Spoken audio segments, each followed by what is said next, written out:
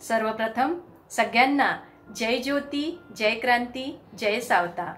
मी Vishakha Yavatkar Yavatmal Savitri news India चॅनलमध्ये आपणा सर्वांचे पुनश्च एकदा सहर्ष खूप खूप स्वागत करते आणि आज असणाऱ्या मैत्री दिनाच्या आपणा सगळ्यांना लक्ष शुभेच्छा देते। रोज आठवण यावी असंही काही नाही, एवढंच कशाला रोज भेट व्हावी असं देखील नाही, पण मी तुला विसरणार नाही ही झाली खात्री आणि याची जाणीव तुला असणं ही झाली मैत्री।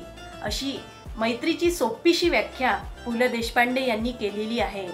मैत्री ही कुणाशीही कधीही केव्हाही होऊ शकते, त्यासाठी वेळ काळ जात धर्माची गरज नसते आणि मैत्रीच्या भावना व्यक्त करण्यासाठी कुठल्याही जागेची, वेळेची, दिवसाची देखील गरज नसते।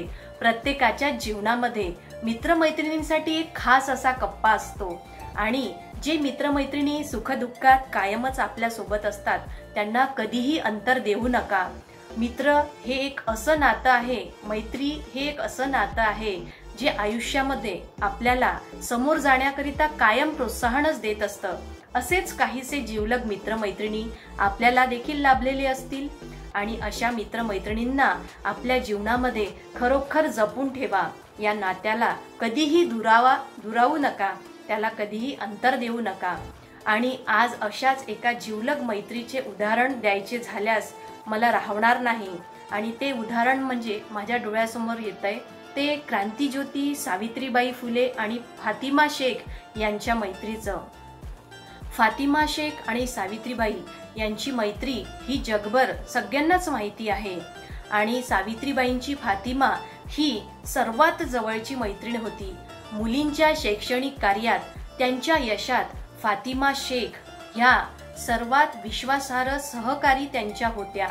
असे अनेक उदाहरणं देता येतील, पण आपण सावित्रीबाई फुले आणि फातिमा शेख यांच्या मैत्रीचं उदाहरण कायमच त्यांचा आदर्श आपण डोळ्यासमोर ठेवावा।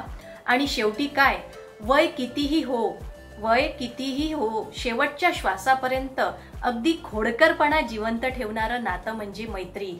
शेवटच्या श्वासापर्यंत अगदी खोडकरपणा जिवंत ठेवणारं नातं म्हणजे मैत्री। जाता जाता दोनच ओळी म्हणेल, लोक रूप बघतात, आम्ही हृदय पाहतो। लोक स्वप्न पाहतात, आम्ही सत्य बघतो। लोक स्वप्न बघतात, आम्ही सत्य बघतो। फरक एवढाच आहे की लोक जगात मित्र पाहतात, पण आम्ही मित्रांमध्ये जग पाहतो।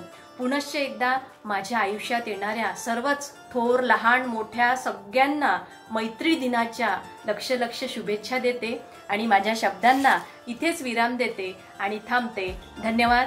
जय ज्योती, जय सावित्री।